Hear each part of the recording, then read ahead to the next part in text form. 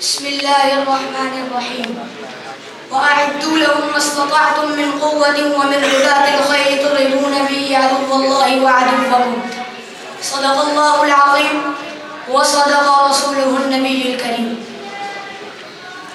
قرطبہ کے مینار سے گونجتی اذان اور وَأَعِدُّوا لَهُمْ مَا اسْتَطَعْتُمْ کے مصداق مجاہدین کے گھوڑے کبھی یہود و نصارہ اور عالم کفر پر مسلمانوں کے رعب و جلال کا سبب ہوا کرتے تھے. سامعین کرام کہ خلافت راشدہ سے لے کر 3 بر اعظموں پر محیط سلطنت عثمانیہ تک ابن زیاد کی سفینوں میں لگائی گئی آگ سے لے کر غزنوی کی ٹوٹی ہوئی تلوار تک قسطنطنیہ کے ساحل سے لے کر جلال الدین خازم کے دریائے سندھ میں چھلانگ لگانے تک کوفہ اور بصرہ کے علم خدمات سے لے کر اسپانیہ کی عظیم الشان تعمیرات تک سمرقند و بخارا کے مدرسوں سے لے کر دمشق میں گونجتی اذان تک مسلمانوں کے رعب و دبدبے ان کے علم و ہنر اور عروج کا شعلہ تھا.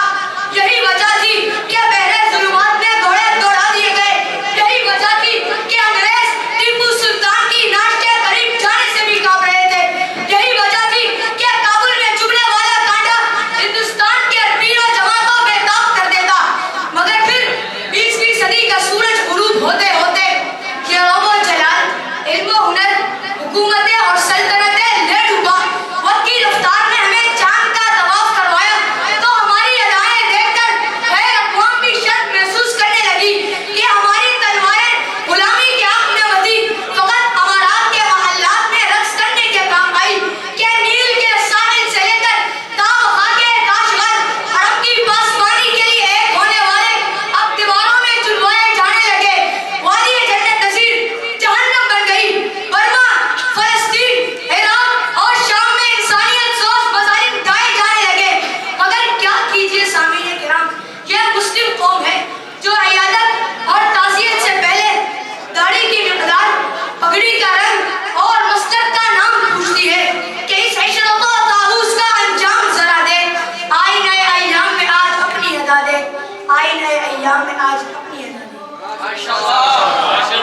تہذیب و اخلاق اقدار و روایات اور عفو و درگزر جیسی معاشرتی قدریں مفقود ہو جائے تو سوائے پشیمانی کچھ نہیں بچتا. سامنے کرام کہ ماضی کے اوراق میں نگاہ دوڑا